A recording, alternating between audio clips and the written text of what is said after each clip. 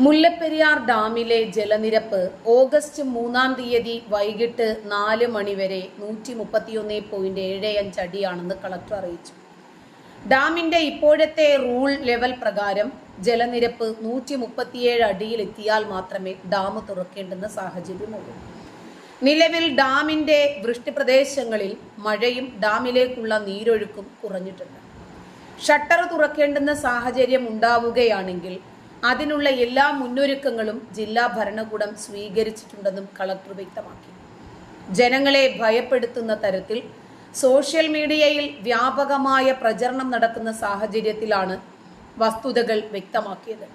Social media ശരിയായ രീതിയിൽ ഉപയോഗിക്കാൻ ശ്രമിക്കണമെന്നും കളക്ടർ പറഞ്ഞു. ജനങ്ങൾ ഇന്ന് ഏറ്റവും കൂടുതൽ ആശ്രയിക്കുന്നത് ഓൺലൈൻ മീഡിയകളെയാണ്.